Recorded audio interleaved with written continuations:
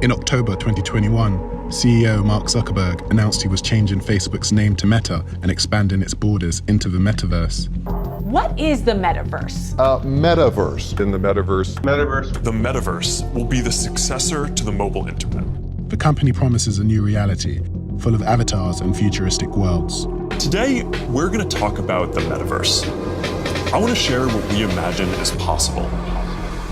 It comes as other billionaires are venturing into new realms. Jeff Bezos and Elon Musk have poured billions into space projects. I want to thank every Amazon employee and every Amazon customer, because you guys paid for all of this. But as these businessmen expand their territories, there are growing concerns about how their technologies are impacting the world. Stop the steal! Stop the steal! On January 6th, a group of Trump supporters violently stormed the US Capitol building. I was at risk of being stripped of and killed with my own firearm, as I heard chants of kill him with his own gun. Documents leaked by whistleblower Frances Haugen shone a new light on how Facebook did little to stop the attack. Like, they basically said, oh good, we made it through the election. There wasn't riots. We can get rid of civic integrity now. Fast forward a couple months, we got the insurrection. And revealed how the company knew it was spreading hate and misinformation on a global scale. From stoking ethnic violence in Ethiopia to fueling a genocide in Myanmar.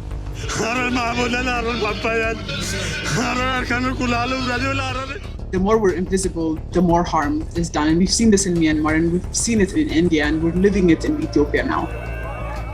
So why does Facebook, now Meta, continue to put profit ahead of the safety of its users?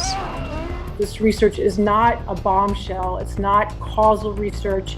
It's in fact just I beg to differ with you, Ms. Davis. This research is a bombshell. And as the world follows Mark Zuckerberg into the metaverse, can we trust it?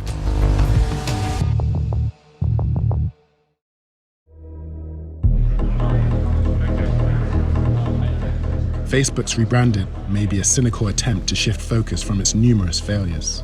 It sounds like we made a mistake there. I apologize for that. In retrospect, it was a mistake. We have made a lot of mistakes in running the company. It was my mistake, and I'm sorry. But the metaverse, at least on the surface, promises a new era. Today, we're seen as a social media company. But in our DNA, we are a company that builds technology to connect people. And the metaverse is the next frontier.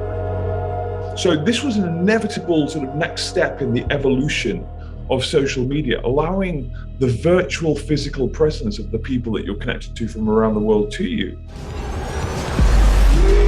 Boy. Oh, hey, Mark. Hey, what's going on? Hi, Mark. What's up, Mark? Whoa, we're floating in space? Who made this place? It's awesome. What Mark Zuckerberg is doing is he's trying to advance his pocketbook. Zuckerberg was the future once. Now it's VR, and he's trying to get into it. More data makes good business sense. Facebook has a very clear business model that's driven by the need to gather as much data about their consumers or users as possible. But there are fears that the new data we create in the metaverse could lead to a privacy nightmare. Facebook has made a big deal about the fact that it's not going to be doing facial recognition on photos that you upload to Facebook anymore. But it hasn't said it's not going to do facial recognitions in the metaverse. And so the point is they're building an AI-driven engine that will be manipulating even more effectively behavior in the metaverse than it's been able to manipulate in real space. And although generating more data is not necessarily harmful, it could give companies like Facebook an unprecedented amount of control. Mark Zuckerberg holds as much or more power over the connection and communications that people have than anyone ever has before. So long as that business model doesn't change, Meta is a much more terrifying version of what Facebook is in the real world right now. Just weeks before Facebook's rebranding, former employee Frances Haugen released thousands of internal documents. The papers showed the potential harm of its products, harm that could be amplified in the metaverse. I believe Facebook's products harm children, stoke division, and weaken our democracy. The leak suggests Facebook knew how damaging its products could be and ignored employees who had concerns. It is proven that every time they denied these things before, they were not just unfair in their denials and attacks on independent researchers, but they knew that those people were right. And that takes it from, just being defensive to being deceptive. According to Facebook's own research reported by the Wall Street Journal, their platforms make body image issues worse for 1 in 3 teenage girls. None of it came as a massive surprise. Instagram harms kids. I remember telling a 13-year-old about it. And she was like, yeah, everyone knows that. Facebook may be having its big tobacco moment. In the 90s, CEOs of big tobacco firms stood up in Congress and attempted to play down the dangers of cigarettes. Yes or no? Do you believe nicotine is not addictive? I believe nicotine is not addictive, yes. Imagine a world in which cigarettes gave people cancer, but only the tobacco companies knew that, and only the tobacco companies had any chance of finding out. In that world, I think it would be extremely important for someone within the companies to come forward and tell the world what they know. These companies have played a very, very clever game in trying to protect their reputations despite the amount of harm they produce. And that's why now Facebook and Google spend more than Philip Morris and Exxon on lobbying in the US. These deceptions can have dangerous consequences. In January, Trump supporters stormed the US Capitol building. The leak suggests Facebook failed to take steps to mitigate the spread of misinformation and polarizing content on its platform. Extremists use many platforms, but Facebook is a recurring theme. For years, this platform was allowing itself to be used to sow distrust in elections and to build more and more anger in these communities. Some safeguards put in place for the 2020 election were rolled back in the lead up to the attack.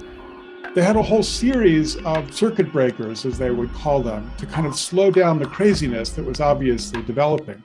But late into the afternoon of January 6th, they hadn't even pulled the trigger on more than half of them. You'll never take back our country with weakness. You have to show strength and you have to be strong.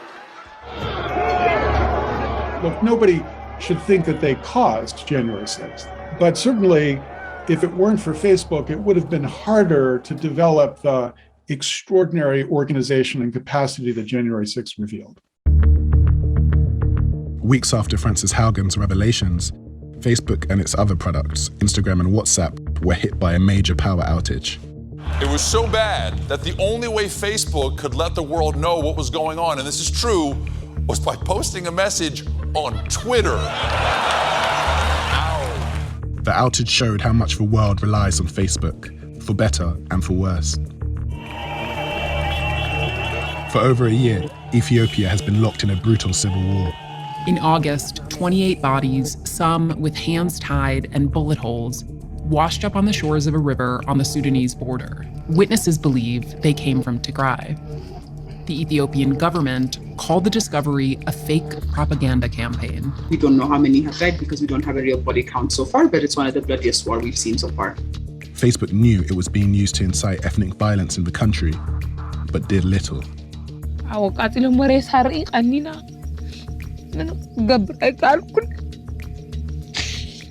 We've seen state and non-state actors using the platform to spread misinformation and disinformation to an extent where you'd have content that's, calling for ethnic extermination of certain ethnic groups. We know that, different militia groups were organizing using the platform to raise money for arms, getting many other things that would be against many international laws. A deadly conflict fueled by Facebook, and not for the first time.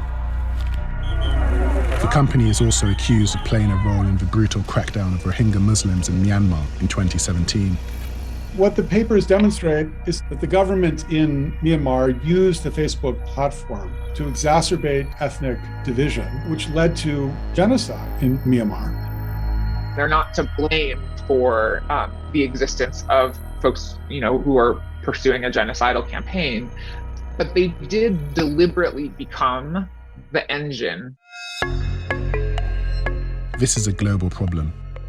In Vietnam, Facebook bowed to pressure from the government to censor content. And in India, Facebook's platforms have been inundated with a torrent of anti-Muslim hate speech. Part of the problem is the lack of investment Facebook places outside the US. 90% of Facebook's audience is outside the United States. But 90% of Facebook's safety budget is inside the United States. So they are literally incapable of any moderation at all in many, many countries around the world. And what that means is that hate and misinformation are flowing even more rapidly in other countries. For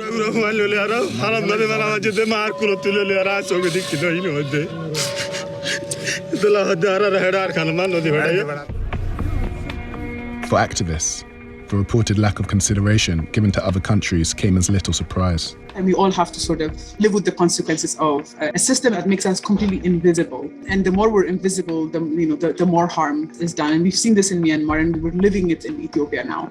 The cost of them fixing their platforms is actually that they have to hire people. The cost of them doing nothing is zero. And so they've calculated, of course, it's so much cheaper to let the world burn. In the US, politicians are growing angry. Mark Zuckerberg ought to be looking at himself in the mirror today.